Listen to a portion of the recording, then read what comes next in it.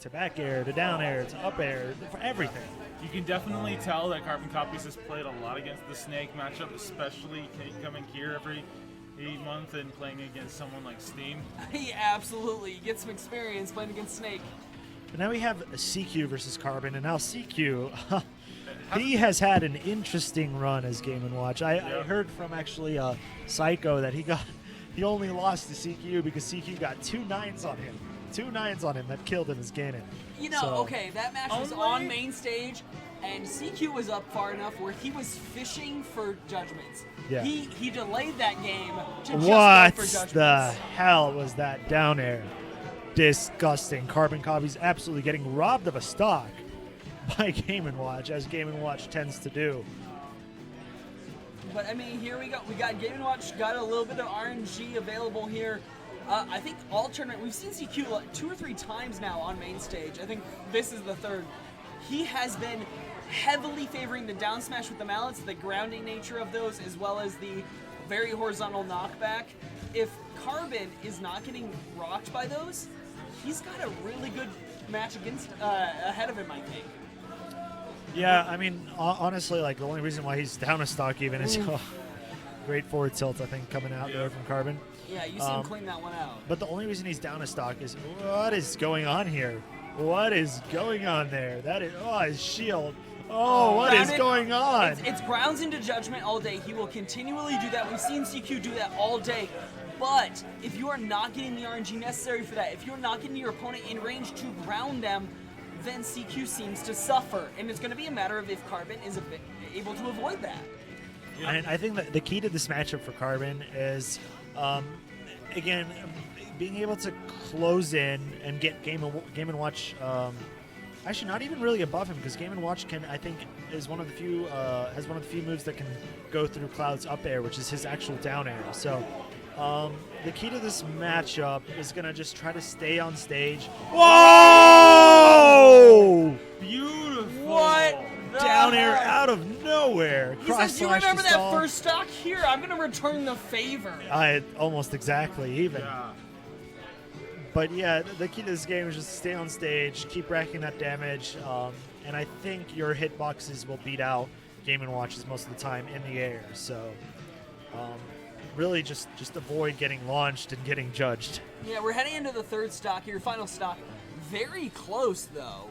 I mean, 18 was only carried over from CQ4, and CarbonCopies is tied up with him now. One of the things that I've been seeing from CQ4 this particular match is he's been really following up on his down smashes really well. Yeah. Rather than the game before, he really was struggling against Steam to act. He was just kind of panicking, honestly, and trying to get the hit in before he was actually ready to get it in. Yeah. He's actually hit most of the times that he's actually buried Cloud. No, absolutely. I mean, Carbon not mashing out as quickly as Steam was, but still, like right now, Carbon seems to have full control of this matchup at 130 to 45.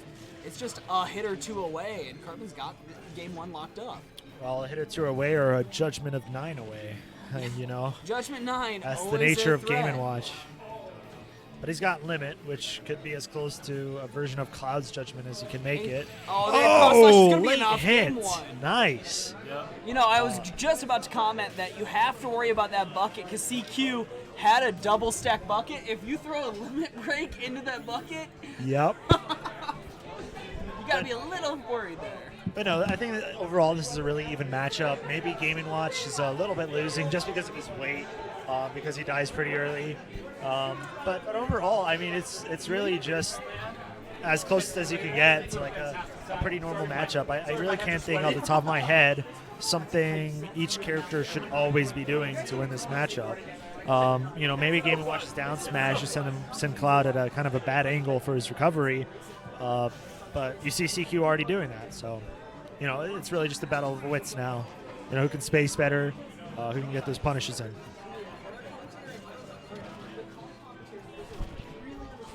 As we start off into game 2, CQ already looking for those judgments, those cheeky little side Bs. but only falling into Cloud's side B as a response. I'll talk tech all day, man. Next time I come to you, talk about the tech. This guy's good. So far, dominating performance from Carbon.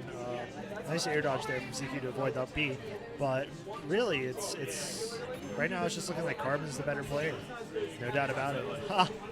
And the limit up B to somehow extend the range on that. The tech commentary. Yeah. Frame by frame analysis. Frame by frame, you know, considering how slow the frame rate is in this game, just kidding. 60 FPS. Input lag, a different story, but ooh, Aaron back air coming there out from Cloud, but Game & Watch either drops the shield or it might have poked. Game & Watch, obviously, small character, tiny shield. Yep. Oh, interesting clang there on the F tilt with the down smash from Game & Watch. But just like that, Cloud has almost evened it out. And that back air just sending him flying. Ooh, Carbon looking to finish it off with that. CQ not able to put the shield out in time to really avoid that up B. Ooh, wow. Right. Ooh, Every time I CQ see going someone get for- hit by one of those up airs, I immediately start getting antsy for them. Yeah, well, and you guys see, it's pretty obvious that Carbon is aware of that interaction because he never jumps during it. Yep. Exactly. And at least, ooh, can Carbon recover? No. Oh.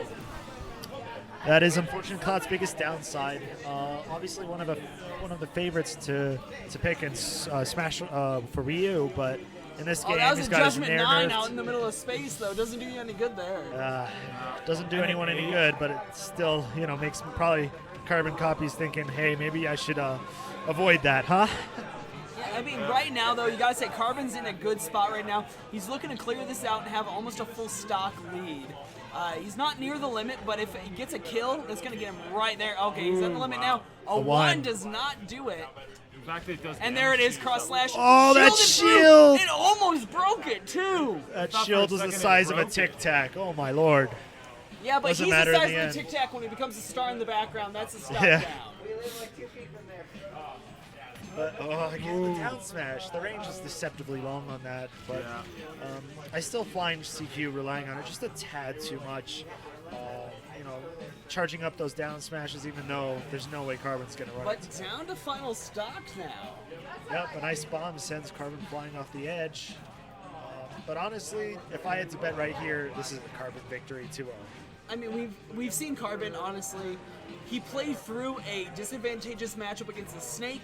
He's just playing so clean and so smart today. It's really hard to put your money against him until he's facing Steam. Yeah, no, I'm looking forward to that. Like, assuming that, this is still losers. Yep. Oh yeah, whoever goes up against Steam. And I'm looking forward to that. But Steam top 3, he's always hard to play against. And if anything, I bet he can pull out that Snake and really show why that matchup is a 60-40. Yeah. And I gotta say, really nice play from Carbon there. We see what CQ4 has been leaning on all day. And oh that's my it. god, what the hell? Limit neutral B. Yeah, limit neutral B. Fun fact about that for your fun Smash fact of the day: sending out that limit neutral B on the ground increases the knockback on it.